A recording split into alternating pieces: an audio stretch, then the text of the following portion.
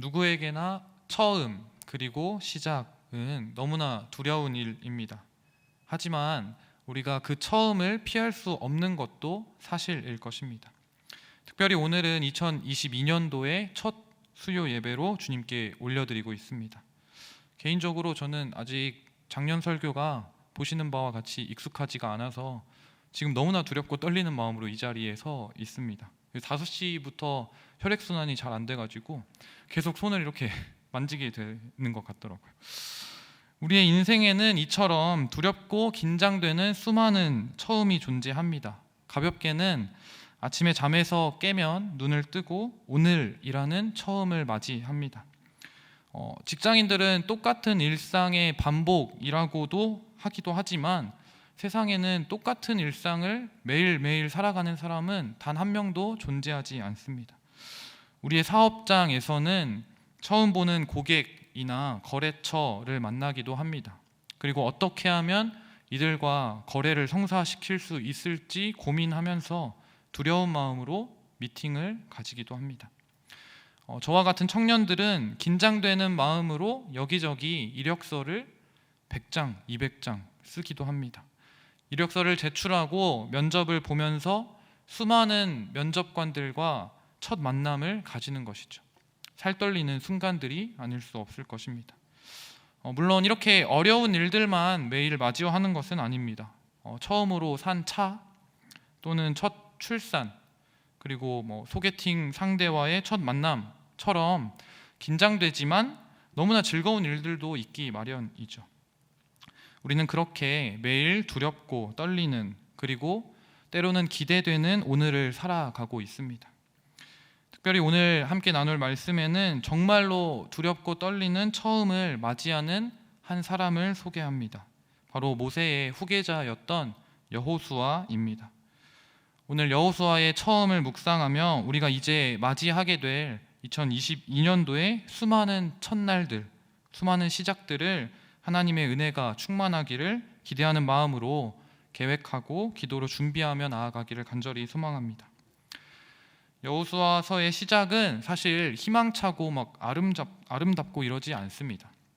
본문의 1절의 말씀을 함께 보면 그의 전임자였던 모세의 죽음을 소개하는 것으로 이야기가 시작합니다. 우리가 알고 있는 모세는 어떤 사람인가요? 그는 전후무후한 지도자였습니다. 어린 시절에는 애굽의 왕자 교육을 받았던 엘리트였습니다. 그리고 애굽을 떠나서는 40년 동안 광야 생활을 하면서 광야의 전문가로서 훈련된 사람이었습니다. 그는 이스라엘 백성을 출애굽시킬 수 있는 자원으로 40년간 훈련된 것이죠. 또 그는 여호와 하나님의 종으로서 이스라엘 백성을 애굽에서 구출한 민족적 영웅이었습니다.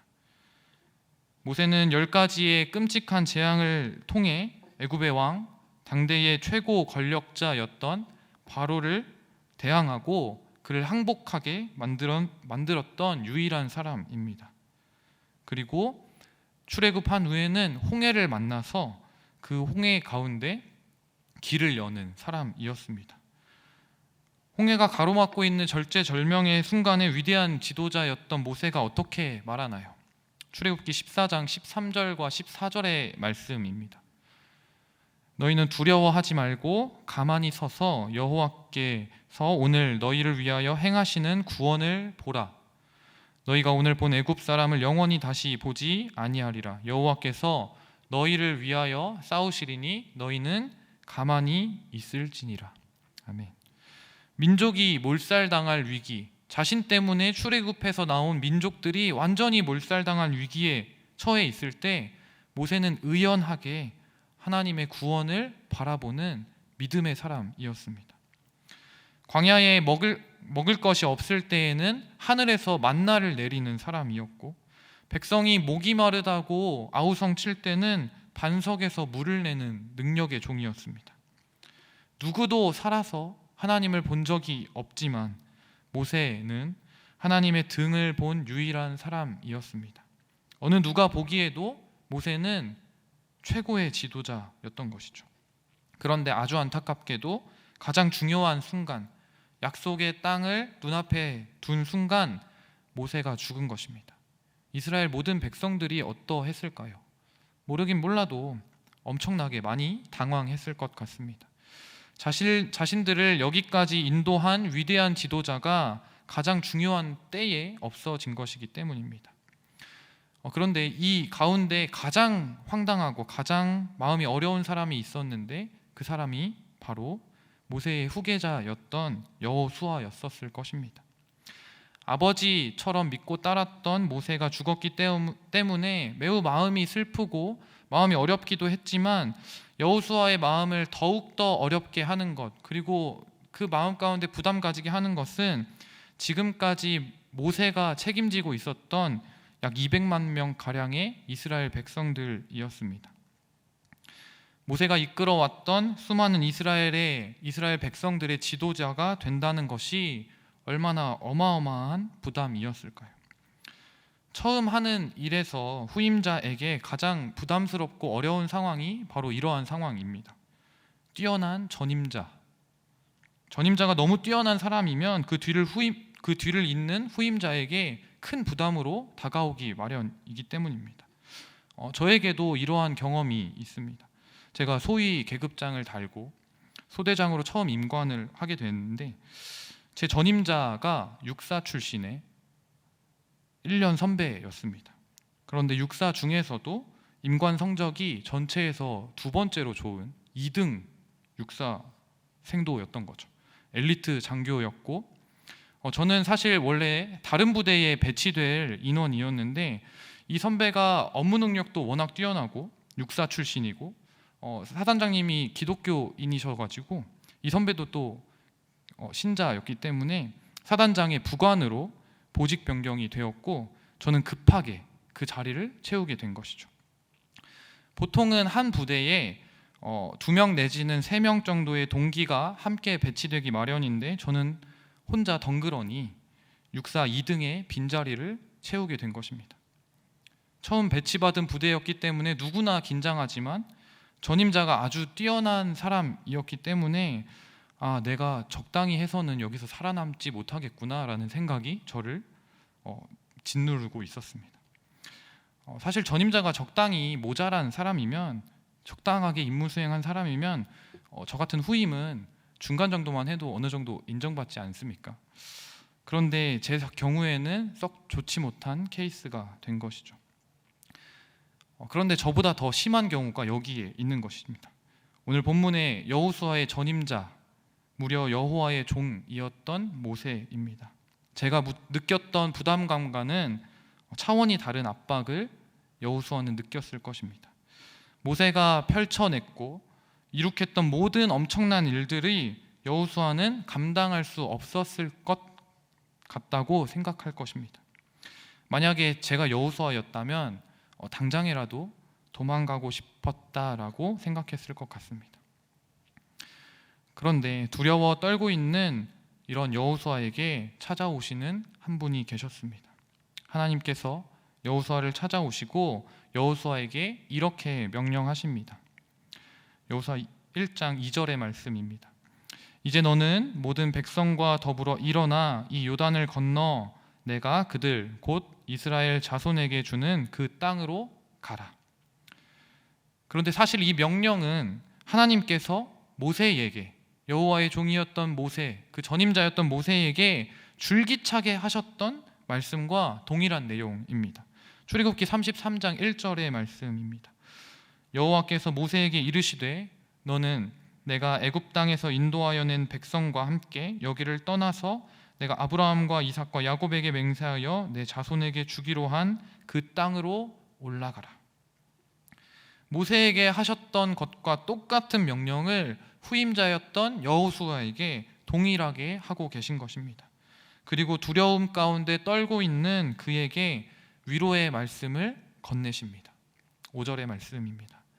내 평생에 너를 능히 대적할 자가 없으리니 내가 모세와 함께 있었던 것 같이 너와 함께 있을 것임이니라. 내가 너를 떠나지 아니하며 버리지 아니하리니 강하고 담대하라. 여기에서 여호수아의 마음을 가장 사로잡은 대목은 다른 것이 아닙니다. 모세와 함께 있었던 것과 같이 라는 하나님의 위로의 말씀은 여호수아에게 있어서 어떤 수천 수백 마디의 말보다 힘이 되는 말씀이었을 것입니다. 왜냐하면 이 말씀은 이렇게 해석할 수 있기 때문입니다. 여호수아야, 너의 위대한 스승 모세가 행했다고 생각하는 그 모든 일들, 굉장한 일들은 사실 내가 했던 일이다. 내가 그와 함께 행했던 일이란다. 이제는 내가 너를 통해서 그 일들을 행할 것이다.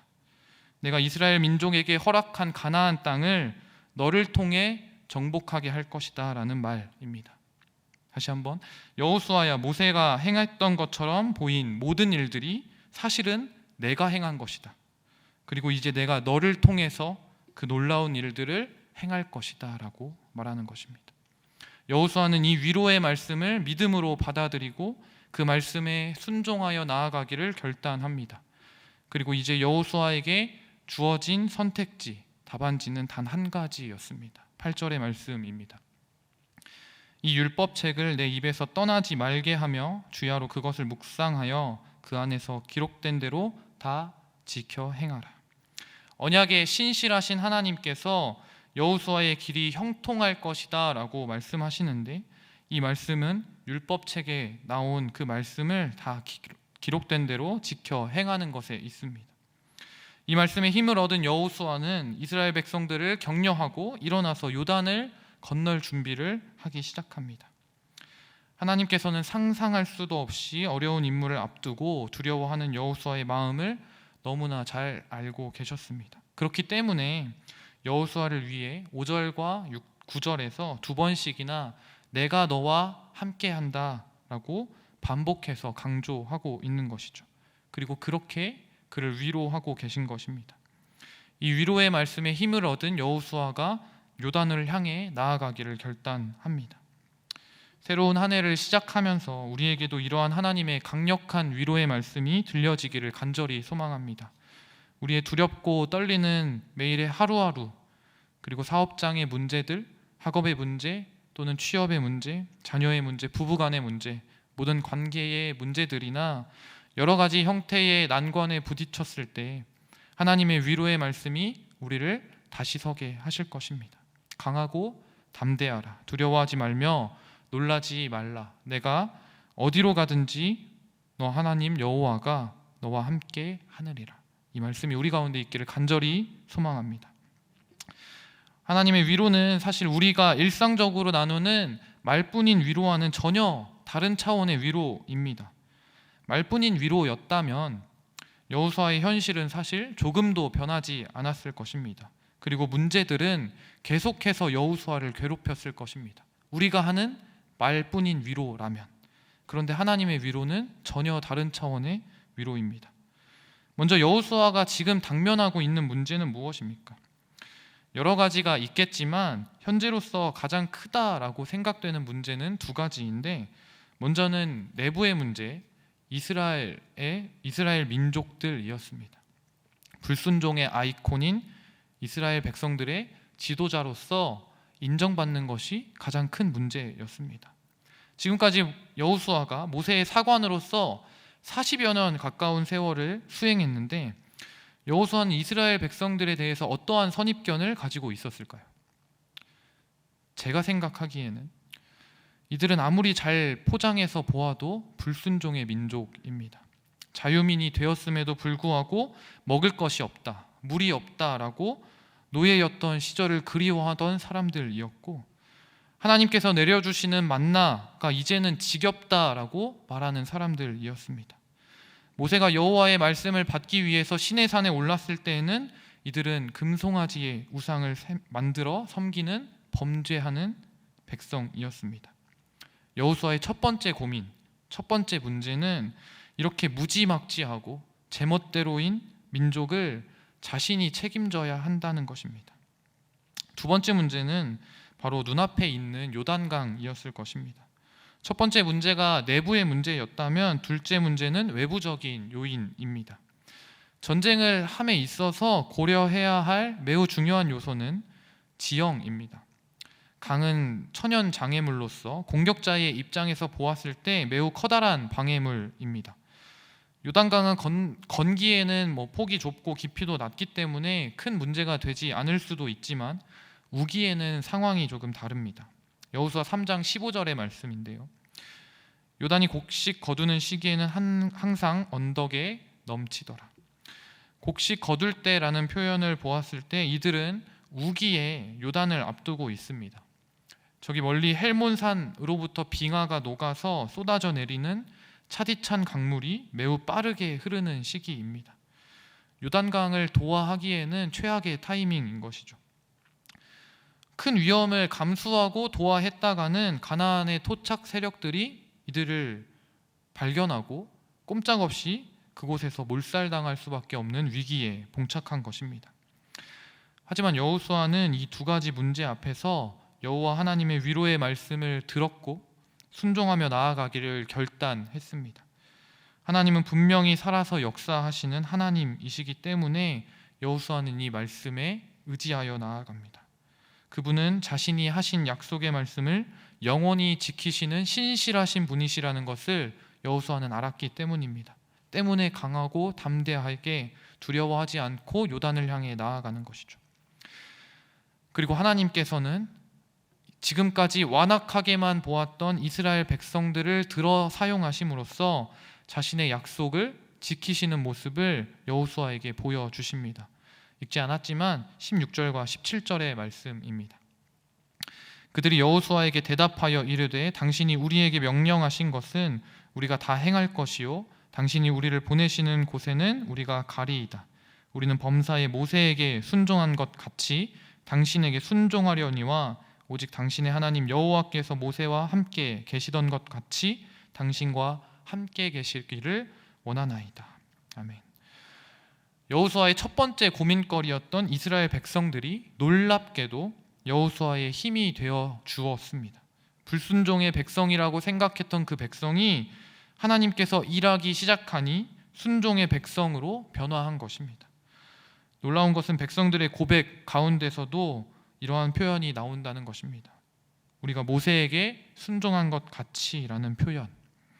앞서 하나님께서 여호수아에게 내가 너와 함께 하겠다 말씀하시며 했던 표현과 똑같은 말을 이제 이스라엘 백성들을 통해서 여호수아가 듣고 있는 것입니다. 이때 여호수아의 마음이 어땠을까요?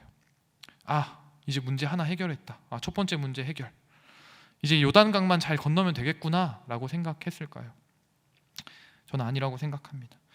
여호수아는 자신에게 순종하겠다라고 고백하는, 모세에게 순종했던 것처럼 당신에게 순종하겠습니다라고 고백하는 백성들을 바라보며 하나님의 얼굴을 바라보았을 것입니다. 하나님, 당신은 말로만 위로하시는 하나님 아니시군요. 하나님, 내가 누구에게도 말할 수 없었던, 혼자서만 끙끙 앓고 있었던 그 문제들도 다 알고 계시는군요. 이처럼 여호수아는 문제를 통해 하나님의 얼굴을 바라보게 되는 것입니다. 그리고 여호수아는 곧바로 두 번째 문제였던 요단강 앞에 서게 됩니다. 여호수아 3장 6절의 말씀입니다. 여호수아가 또 제사장들에게 말하여 이르되 언약궤를 메고 백성에 앞서 건너라 하매 곧 언약궤를 메고 백성에 앞서 나가니라. 여호수아가 두 번째 문제를 돌파하는 방식은 하나님이 앞장서게 하는 것이었습니다. 이스라엘 백성들은 천천히 그 뒤를 따르게 됩니다. 결국 언약궤는 요단 앞에 섰고 제사장들의 발이 물가에 잠기자 넘치게 흐르고 있었던 그 요단의 물이 마르기 시작합니다. 언약궤를 맨 제사장들은 요단 가운데에 마른 땅을 밟고 굳게 서고 모든 백성들은 물 한 방울 발에 묻히지 않고 요단을 건너게 되는 것입니다. 이 시점에서 그 이스라엘 백성들, 모세에게 순종했던 것과 같이 여호수아에게도 순종하겠다고 고백했던 그 백성들은 무엇을 생각하며 이 요단을 마른 땅으로 건넜을까요? 아버지로부터 또는 어머니로부터 전해 들었던 마른 땅으로 홍해를 건너갔던 그 사건을 이들은 오늘 경험하게 되는 것입니다. 나의 모든 위기의 순간에 함께 하시는 하나님을 이 순간을 통해 경험하게 되는 것이죠. 여호수아는 어떻겠습니까? 자신에게 모세와 같이 함께 하시겠다고 약속하신 하나님께서 자신의 약속을 홍해와 요단의 동일한 형태로 신실하게 지키시는 것을 보면서 그는 더 이상 모세의 사관이 아닌 가나안 정복의 지도자로서 우뚝 서게 되는 것입니다. 사랑하는 성도 여러분, 우리의 삶은 어떻습니까? 모든 것이 처음인 일투성이고 당장 내일의 삶을 내가 어떻게 살아내야 할지 모르는 것이 우리의 인생일 것입니다. 어린 아이들에게도 나름의 고민이 있을 것이고 또 청소년들은 더욱더 많이 방황하기도 합니다. 요즘에는 저와 같은 청년 세대들이 삶이 특히나 그렇습니다. 부모 세대는 생계의 문제와 더불어서 자녀의 문제까지 이중고를 겪고 있습니다. 또 어르신들은 건강의 문제와 생활의 문제들도 어려움을 겪게 합니다. 매일의 삶이 두려움의 연속이고 불안함의 연속입니다. 물론 당장이 아니더라도 수많은 문제들이 우리의 앞에 있을 것이라고 예상이 됩니다. 사랑하는 성도 여러분, 그런 문제들이 우리를 괴롭히고 두렵게 할 때마다 우리가 이 말씀을 기억하게 되기를 간절히 소망합니다. 하나님께서 여호수아에게 약속하셨던, 말씀하셨던 것처럼 우리에게도 이 위로의 말씀이 건네지는 것입니다. 고민하고 시름시름 앓고 있는 우리에게 하나님께서 찾아오셔서 두려워하지 말라, 놀라지 말라, 내가 너의 하나님이다, 내가 너와 함께한다, 강하고 담대하라. 나는 애굽의 바로를 굴복시켰고 홍해를 갈랐고 광야에서 40년 동안 이스라엘 민족을 인도한 하나님이다. 이제는 내가 너와 함께한다 라고 하나님께서 우리에게, 나에게 말씀하시는 것입니다. 이제 우리가 무엇을 두려워할 수 있겠습니까? 우리와 함께 하신다라고 말씀하시는 그 하나님은 말뿐만 아니라 실제로 살아계셔서 역사하시고 그 약속의 말씀을 지키시며 우리의 근심과 문제들을 감사의 제목으로 바꾸시는 분인 줄을 믿습니다. 사랑하는 성도 여러분, 모세와 여호수아와 함께 하신 하나님께서 이제는 우리와 함께 하심을 기대하고 경험하는 2022년도 한 해가 되기를 간절히 소망합니다. 모든 문제들 앞에서 우리가 해야 할 일은 여호수아와 같이 단 한 가지일 것입니다. 여호수아 1장 8절의 말씀 다시 한번 큰 소리로 읽겠습니다. 이 율법책을 내 입에서 떠나지 말게 하며 주야로 그것을 묵상하여 그 안에서 기록된 대로 다 지켜 행하라. 8절의 말씀과 같이 여호와의 율법책을 입에서 떠나지 말게 하며 주야로 묵상하고 그 안에 기록된 대로 다 지켜 행하는 것. 그때에 신실하신 하나님께서 우리와 함께 하시며 우리 앞에 요단을 가르시고 길을 평탄하게 하심으로써 여호와의 영광을 바라보게 하실 것입니다. 우리가 이 믿음을 가지고 이 찬양으로 주님께 영광 돌리며 기도로 나아가기 원합니다. 우리 함께 아무것도 두려워 말라 찬양 함께 주님께 영광 돌리겠습니다.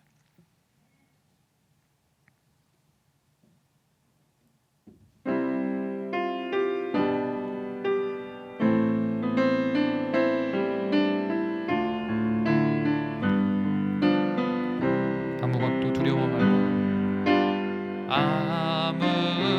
아무것도 두려워 말라. 주 나의 하나님이 지켜주시네. 놀라지 말라. 겁내지 마라. 주님 나를 지켜주시네. 아무것도 두려워 말라. 아무것도 두려워 말라. 주 나의 하나님이 지켜주시네. 놀라지 마라. 겁내지 마라. 주님 나를 지켜주시네. 내 맘에 힘이 겨워, 내 맘이 힘에 겨워 지칠지라도 주님 나를 지켜주시네. 세상의 험한 풍파 몰아칠 때도 주님 나를 지켜주시네.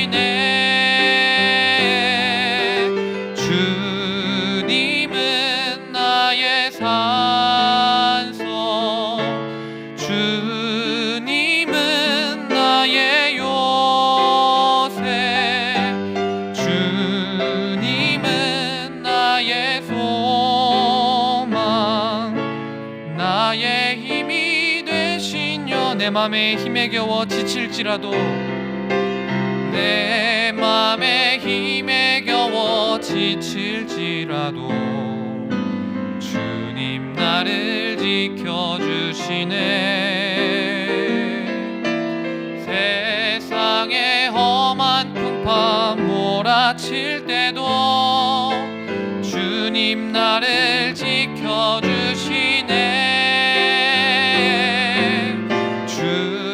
주님은 나의 산성, 주님은 나의 요새, 주님은 나의 소망, 나의 힘이 되신. 우리 마지막으로 고백합시다. 주님은 나의 산성, 주님은 나의 산성,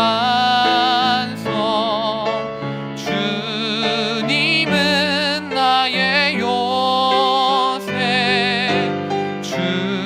주님은 나의 소망,